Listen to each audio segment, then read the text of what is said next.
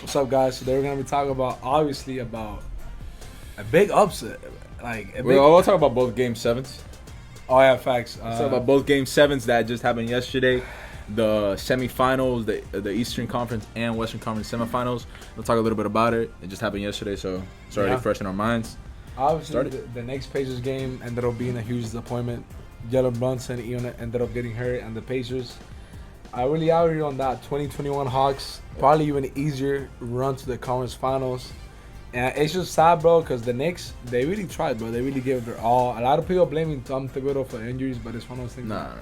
You kind of had nobody, bro. You kind of had nobody to put out there. OG Anunoby somehow played. He shouldn't have. If it would have been a regular game, he wouldn't have. And just like a very disappointing end to a great season by the Knicks. Think about this. You got OG Anunoby. I want you to put up the pictures. Put the pictures right here. Got OG Anunoby, Jalen Brunson, Josh Hart, Mitchell Robinson, Bogdan Bogdanovic, And obviously Julius Randle. And- a long time ago.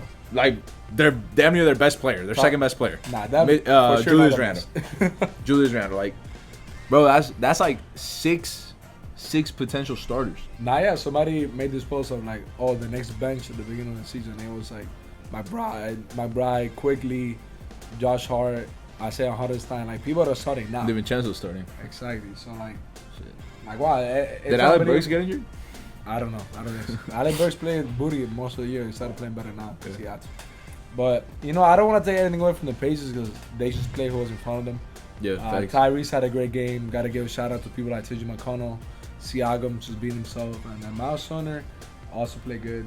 Andrew Nemhard played really tough defense. You gotta give him.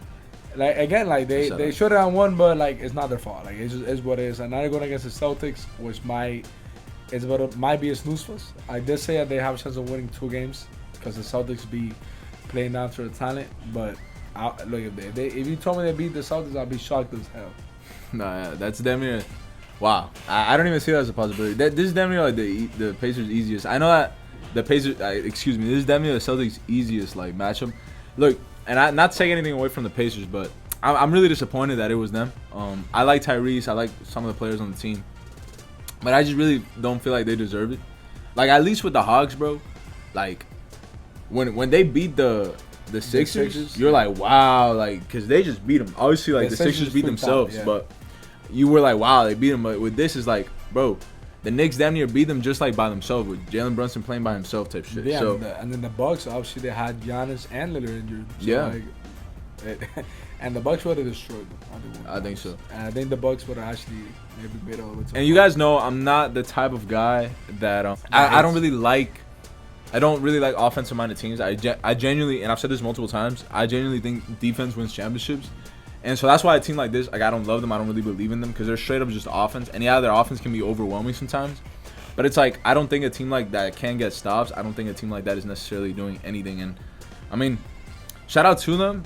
Shout out to Tyrese. And shout out to other players on the team and stuff like that. Like, that's great. They only beat who they had in front of them. So, but, yeah, I don't know. A little bit disappointed with the Eastern Conference overall. Yeah, and talking about defense winning championships, that is exactly what we saw yesterday from the Timberwolves. That third quarter performance that they had against the Nuggets, completely shutting them down. I'll tell you right now, I watched the first half of the game, and the way Jamal Murray came out, the way that shows like things were looking for the team, I was like, oh yeah, this is exactly what I expected. The Nuggets are gonna win at home. It's gonna be easy, this and that. And then I stopped watching the game because I was busy, and then my friend called me talking about something. The Timberwolves were winning. I was like, what? The Timberwolves were winning? And then that momentum, let's just carry that on to the end of the game. They're able to win. Yeah, look, the Nuggets, they were disappointing. I think they disappointed a lot of people, especially like Michael Porter Jr. and stuff like that. But the reason that they lost is honestly the reason that we were a bit nervous for them in the beginning. Of the season. Like, I think their biggest thing that we saw in the playoffs is their lack of depth. I literally think they damn near had like the worst bench in like out of all the teams that were left. Like 100%, like no question about it. I think losing Bruce Brown was huge for them, and we said it. Losing Jeff Green was huge for them, and the players that they thought they were gonna be able to replace him in Peyton Watson, Christian Brown, they didn't develop the way that they thought they would. So you're replacing 2 players with 4 players with Reggie Jackson, Peyton Watson, Justin Holiday, just trying to get just trying to get any of those 4 going, just to have something off the bench, and they just didn't have that. You're replacing them with players you already had on your team, except Justin Holiday.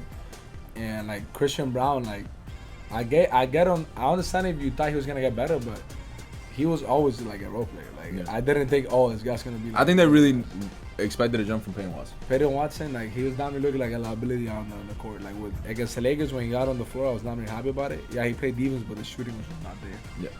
Yeah. And yeah, bro, the Jamal Murray, like he had five ups and downs. Obviously, he played good yesterday, but he had a game with 2 points. He had a game that he was missing layups. Jokic was pretty much himself. Can't really blame him too much. Yeah, he could have played a bit better, but I think he got gassed out. And at the end of the day, you can't do everything. And Michael Porter Jr. multiple single-digit performances. Just I played horrible. Yeah, like, honestly, wow.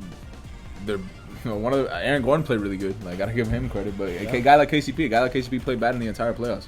I don't think KCP had a good game these maybe one good game these playoffs. He didn't play that good against the Lakers. He didn't really play good in this series either. Aaron Gordon was damn near their second best player. Jokic played like himself, but I do gotta give some criticism to Jokic. I feel like the games that they needed him most, their losses really came because he couldn't take the team to another level. You know what I'm saying? I feel like he was a little bit underwhelming, especially in the losses. Obviously in the losses, but it wasn't like, for example, when going back to like another guy was also considered the best player in the world, LeBron James. When his team lost, a lot of the times it wasn't his fault. Like, he gave everything he had. You know what I'm saying? And I feel like Jokic, he left a lot on the table, a lot to be desired, especially defensively. We haven't criticized Jokic defensively in a long time, and I feel like in this series he was looking like a liability defensively. Yeah, Jokic does strike me as the type of guy that the team is losing him.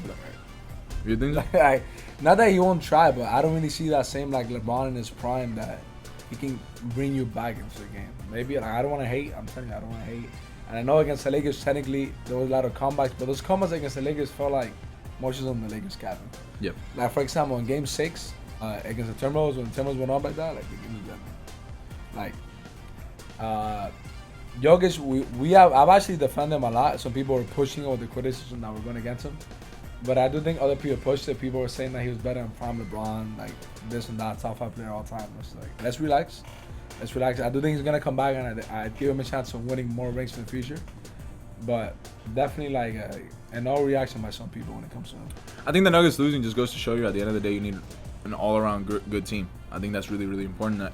Gone are the days of that you can just have 3 great players, or in their case 4 great players, and then just win like that. I think depth is super important in the NBA more than ever. And we saw it shows you matchups, how important matchups are. Yeah, and we kind of saw it with the Thunder. I mean, the Thunder, was a point that they were going 10 deep.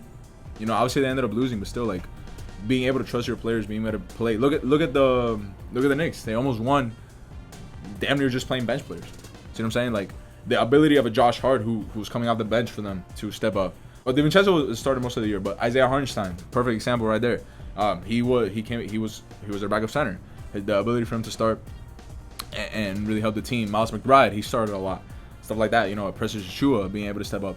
So it's like, you see stuff like that, and then the Nuggets didn't have that at all. They didn't have a player that was able to step up. Like, for example, they had last year with Bruce Brown. Bruce Brown was perfect because he was really, whatever they needed, whatever they were lacking that game, he brought it. Energy, rebounding, playmaking, shooting, everything. Everything that they needed, he had that. And that versatility really helped them because they were already, even last year, they already weren't a deep team. So Bruce Brown being able to fill in like whatever they need type role, that helped them out tremendously. Yeah, it was kind of like Alex Caruso for the Lakers in 2020. Yeah, again, like another guy that like just does a little bit of everything, and you kind of need that. You know what I'm saying? Especially when your team isn't that deep. Yeah, well, that's pretty much it for them. The Nuggets, I wonder what they're going to do in the offseason. They can't do much. Yeah, they really can't. They kind of suck to his team. They got to bring back KCP, first of all. I don't know if they're going to do that. Okay, I know KCP is going to have a lot of shooters, so it depends how much money they want to give him. But yeah, shout out to Timberwolves. Anthony Edwards really proving himself as a top 5 player in the NBA. I think we got to have that conversation. It's funny because the 4 players that are left right now, which are Tatum, Luka, Anthony Edwards, and Tyrese.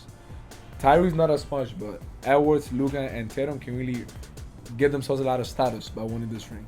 Yeah. Somebody like Luka, who has been left out of those conversations with Giannis and Jokic because he hadn't won yet, like now can change that. And Anthony Edwards, somebody that's now gonna enter those conversations if he ends up taking it all the way. And Tatum too. Tatum has been somebody that we have said for a while that we feel like he definitely could, but he just hasn't done it.